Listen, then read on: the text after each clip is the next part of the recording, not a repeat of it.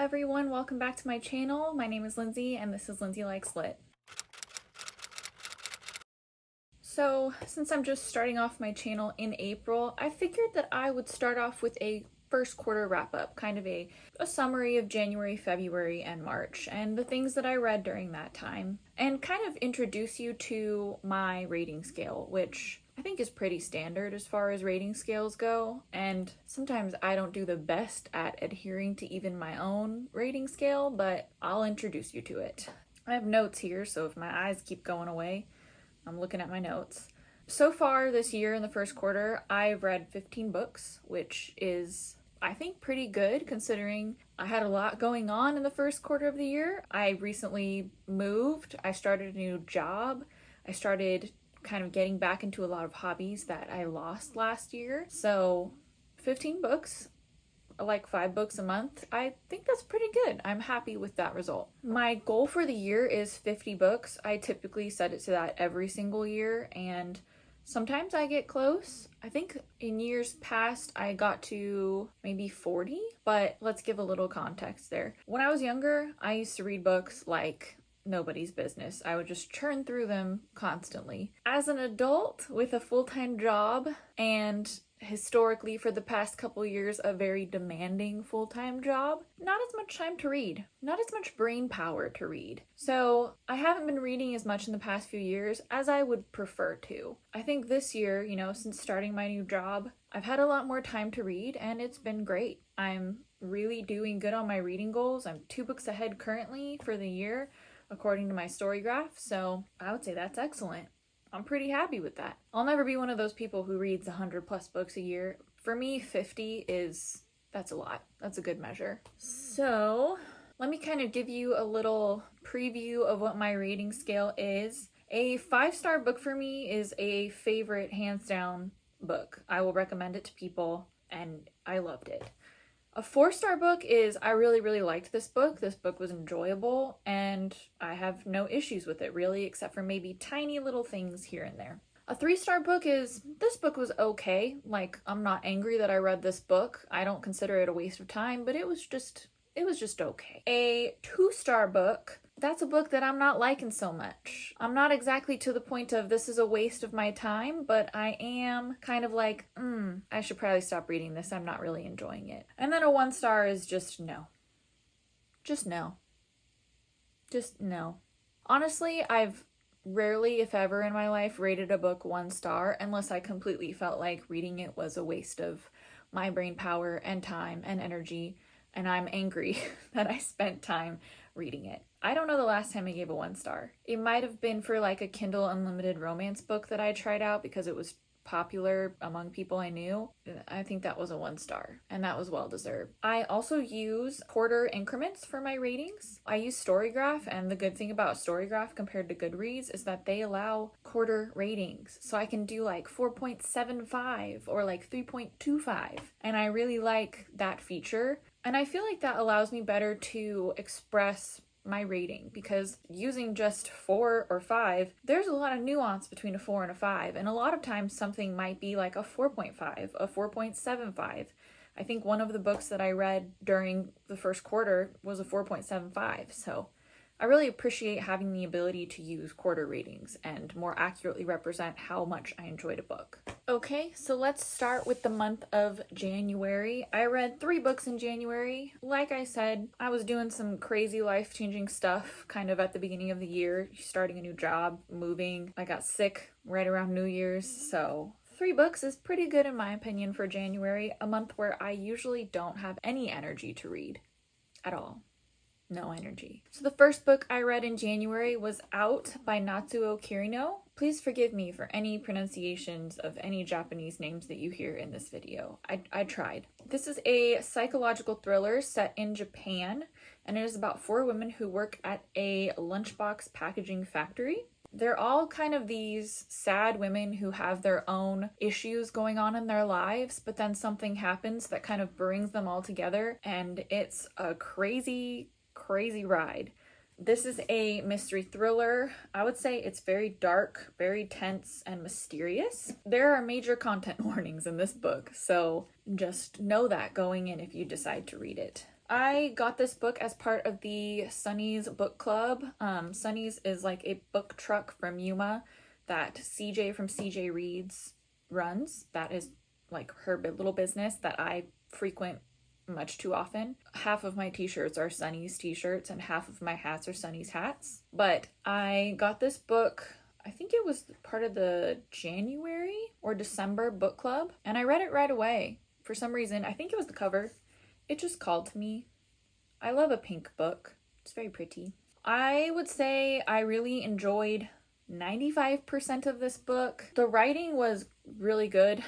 Really good. That's very descriptive. The writing was that very kind of typical dry Japanese writing that has a very much sense of humor to it. I really enjoy Japanese translated fiction. I think I said that in my last video, but this in particular, I think the dryness really adds to the starkness and the tense situation that these women find themselves in. And also it adds in like little bits of humor in very dark moments of the book. I really enjoyed it. It's a very effective thriller, but also you kind of know the whole book that things are not, they're not going to end well. The event that happens, the main event that kind of starts the entire story up, it can only end one way. But like I said, major content warnings. It's kind of the last 20 pages of the book. That's why I say I liked about 95%. It's a 400-page book. The last 20 pages almost ruined the book for me, honestly, but still the rest of the book was so good that I gave it a 3.75.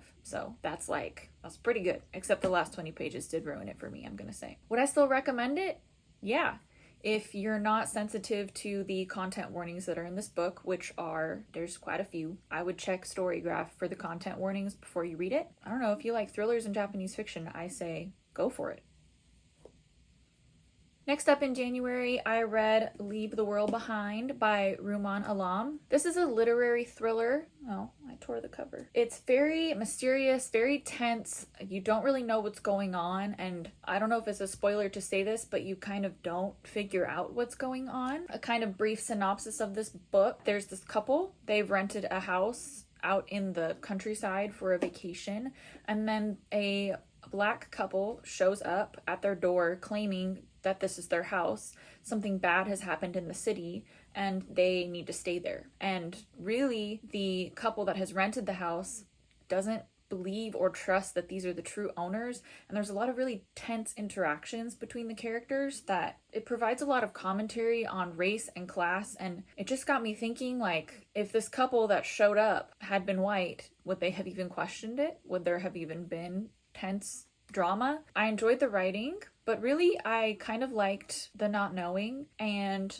the creepy things that kind of started happening within the book. I would say that the dynamic between the two couples and also the kids of the couple renting the house was just interesting, and sometimes the unknown is scarier than anything else. I gave this a 4. I really enjoyed it. The last book I read in January was The Book of Goose by Yiyun. I'm just scroll my notes down. This book is a literary fiction book. It is very much a reflective kind of emotional look at a friendship. The two characters, Agnes and Fabienne, live in this kind of impoverished, sad French town, and they play games and almost kind of ruin people's lives just for fun. I don't know, but I really enjoyed the take that this book had on young female friendship and the different kind of power dynamics that can exist within a young female friendship. It definitely has vibes of the Neapolitan novels by Elena Ferrante, My Brilliant Friend. If you enjoyed that, I would give this a go. It's really beautifully written. I have not read many books in my life that are this beautifully written. She just has a way with language that from the first page I was sucked in. Definitely give this one a read, especially if you liked My Brilliant Friend. Next up are my books for February. The first book I read in February was The Mars Room. I think this is the British cover, so it looks quite different from the American cover. This book is about a character named Romy Hall who finds herself in a prison in the Central Valley. It very much looks back at her life and goes through what led her to ending up in prison. This is literary fiction. It is pretty dark. I would say a slow pace, but I really did find myself kind of gripped by this book. After I finished this, I kept thinking about it. It was very readable, but also it kind of showed how much of a mess the justice system is. You really kind of empathize with Romy throughout the book. Her situation just doesn't seem all that fair. So I really liked this. As someone who lives in the Central Valley, there were some descriptions of her driving through the Central Valley in the very beginning that I found kind of funny. It was just funny to know the places that she was talking about as she was driving up to the prison. I gave this a 4. I would recommend this. Especially if you really liked Orange is the New Black, this has definite kind of Orange is the New Black vibes. Next up, I had a small nonfiction read for the month. I read How to Break Up with Your Phone, the 30-Day Plan to Taking Back Your Life. As I previously mentioned in my booktube newbie tag, I have a phone problem. My phone makes my brain feel like there's a bunch of bees buzzing around inside of it, and it is the enemy to my reading. So I heard about this book from the Stacks podcast from Tracy. She had posted it on Instagram, and I really wanted to read it. It's teeny tiny, just a little tiny book. I gave it a 4. I didn't follow the 30-day plan per se, but I did take a lot of steps to distance myself from my phone after reading this. It really highlighted just how much your phone and a lot of your apps are designed to be addictive and make you unable to put them down. I liked this. If you have a phone problem and you want to scare yourself into not being on it so much, I would recommend this book. The next book I read is Assembly by Natasha Brown, which you can see here. It is a very tiny little book with very big font. The premise behind this book is that the main character is a Black British woman and she is getting ready to attend this kind of lavish garden party with her boyfriend. It goes through her kind of work environment that she exists in and the ways that she goes through society and kind of the pain that she takes to just fit in and do everything perfectly. It's portrayed in these very tiny sections and almost vignettes of her life, which I found to be very interesting. And there was very much a vibe of exhaustion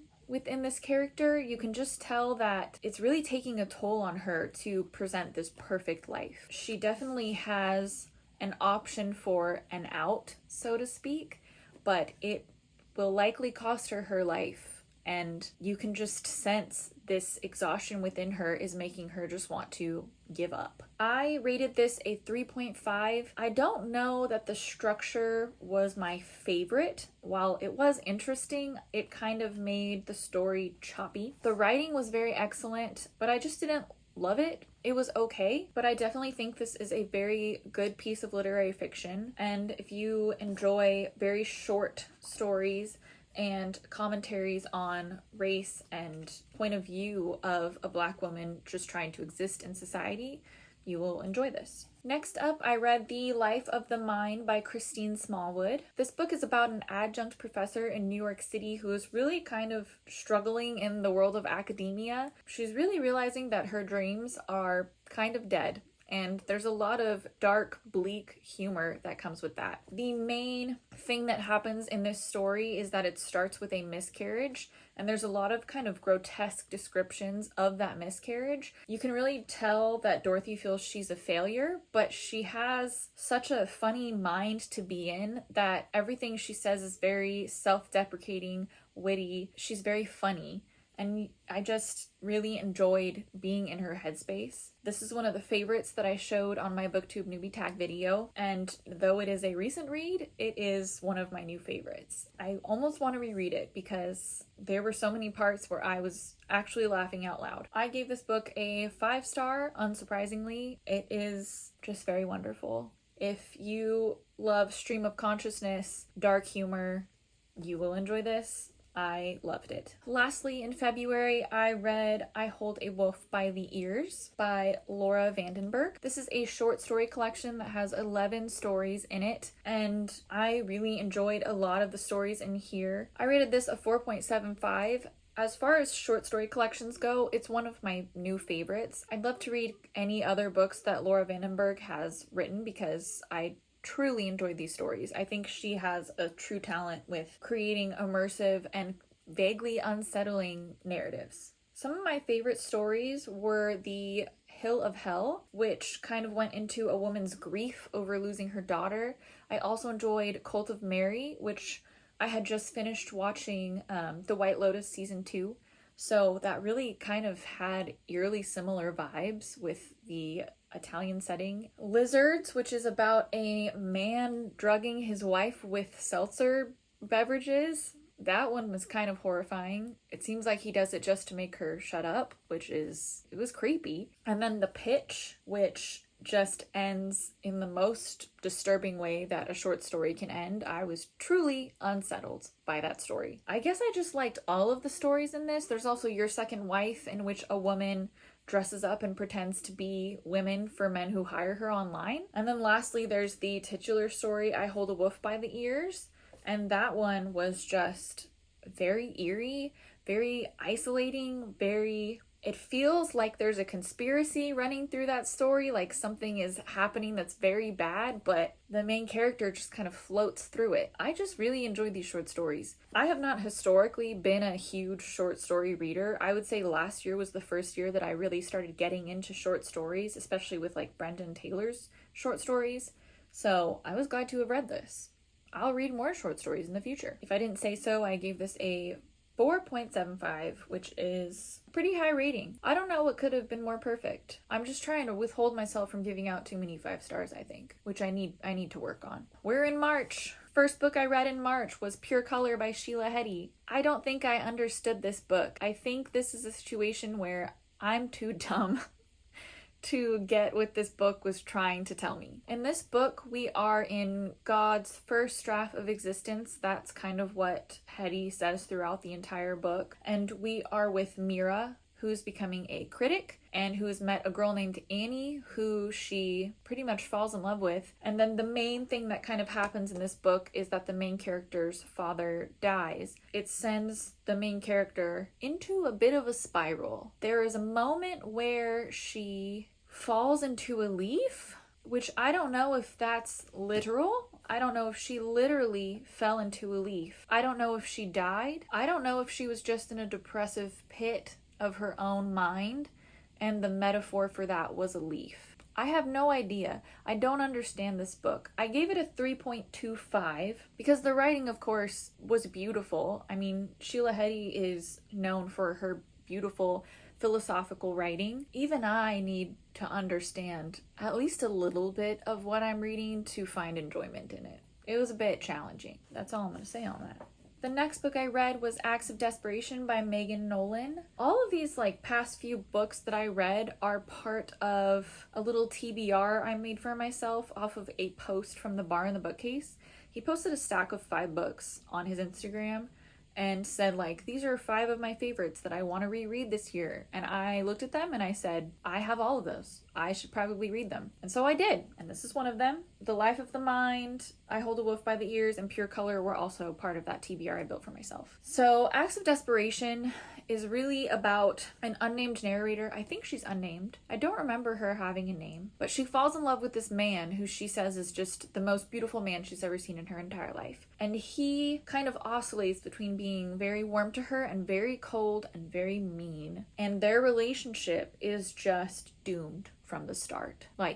You just know that it's not going to work for them. They both have these kind of unhealthy things that they're doing, and they just end up repeatedly hurting each other deeper and deeper and deeper until the end when things explode. And I really loved this. I love books about messy, imperfect women and doomed relationships. They're very interesting to me, and this writing was super readable, super digestible. I read this super quickly. I also really liked the ending, but that's a bonus. I gave this book 5 stars because I loved it. It might not be everyone's cup of tea, but I really did love it. The next book I read was actually an audiobook that I listened to while I was crocheting a baby blanket for my future nephew. Very excited about that. I listened to Unwell Women by Elinor Cleghorn. The subtitle is Misdiagnosis and Myth in a Man-Made World. So this book is a nonfiction book, and it is definitely feminist leaning. It has primarily character studies and historical cases on how women have been medically mistreated throughout history. It kind of takes the historical component of women and illness and misdiagnosis and brings it into the current day to show that things are not 100%. There's still a lot of work to do. Doctors really need to kind of work on how they treat female patients and how they work with them to diagnose their issues. I really enjoyed it. It made me very angry, as most feminist books do. As I was listening to it, I was also silently fuming, because if you're a woman and you've had any kind of issue, you know what it's like to try to get an answer and you just get brushed off. You know, historically, women were told, oh, it's hysteria. You're hysterical. And that still exists today. So yeah, that was a great audiobook. I really recommend it as an audiobook. I listened to it through Audible and the narrator was excellent. She had a nice British accent, so I felt very posh while listening to it. I gave that audiobook 5 stars, and I would recommend it if you like the topics of women's health, feminism, if you like history. It was a great book. Next up, I read Daddy by Emma Cline, which is one of my new favorites, and I featured it in my booktube newbie tag. This is another short story collection, so clearly I was on a roll with the short stories. This collection has 10 different stories in it. They center around family dynamics, power dynamics, relationship dynamics, and I really enjoy this collection. I have read Emma Cline's The Girls. I think I read it in 2018 or even longer ago than that. But I definitely enjoyed this more than The Girls. So if you didn't like The Girls, but you still think you might want to read Emma Cline, I would suggest this. Next up, I read I Who Have Never Known Men. I randomly bought this book off of Book Depository. By the way, rest in peace, Book Depository. You will be forever in our hearts. We will miss you.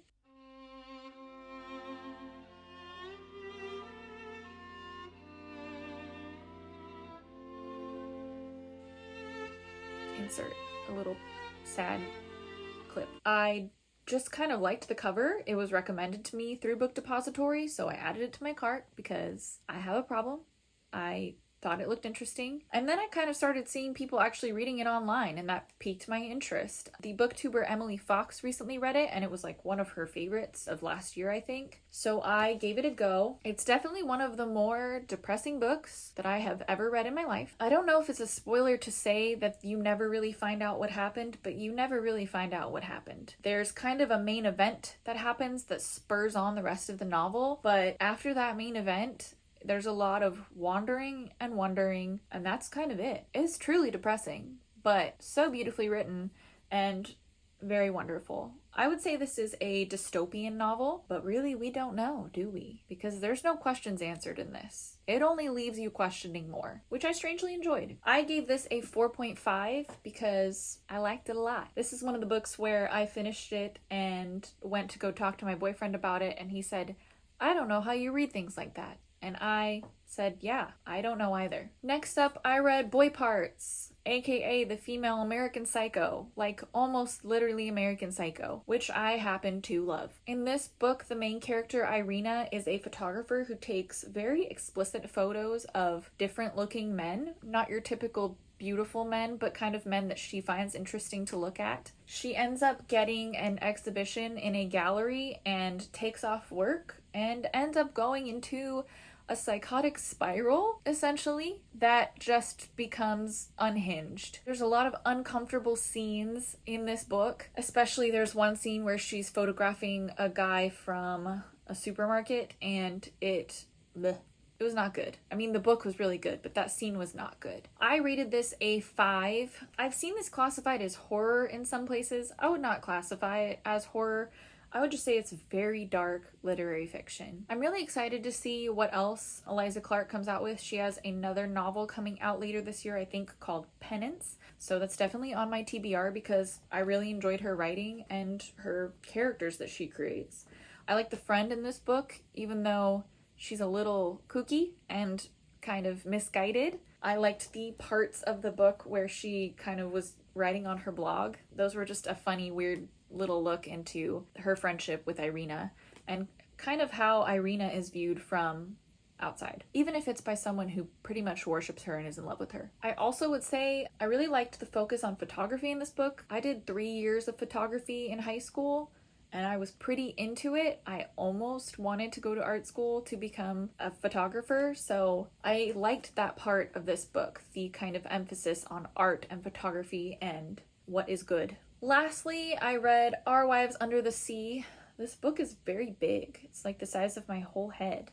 In this book, the main characters are Miri and Leah. Leah is a deep sea submarine explorer, I guess, and Miri is her wife. The book takes place after Leah has just returned from a submarine expedition that went wrong. The submarine ended up stuck at the bottom of the ocean for 6 months or something like that, and Leah has come back strange. And Miri, essentially throughout the book, is recounting how they fell in love, the kind of little snippets and vignettes of their life that showed how perfect they were together, how happy they were together. In that way, this book was kind of sad. I loved seeing Miri explain how they fell in love and what their love meant to her and how important their relationship was.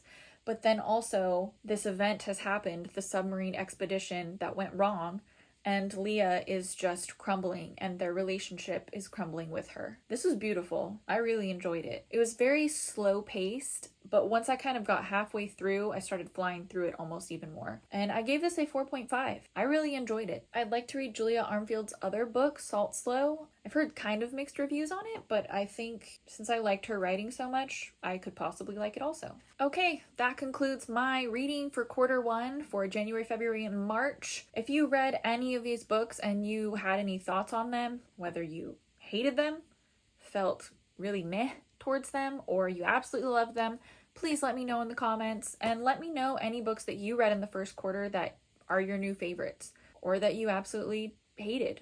I'll take that too. I have a lot of books on my shelf, and sometimes hearing from someone that something is not worth my time lets me get one more book off my TBR, which I need to start cutting it down. I have too many books, and I can only read, 50 a year? It's gonna take me my entire lifetime. Send help. Before I go, I figured I'd show Jimmy. I'll pay the cat tax. He says hi. He's been taking a nap all day, and he's very tired. But anyways, thank you for watching. I hope to see you back in the future.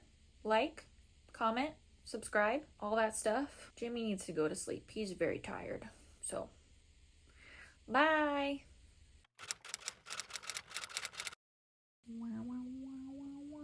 I don't know what I'm saying. This book is... Why am I not breathing? This book is about an adjunct professor in New York City. Why did I say it like that?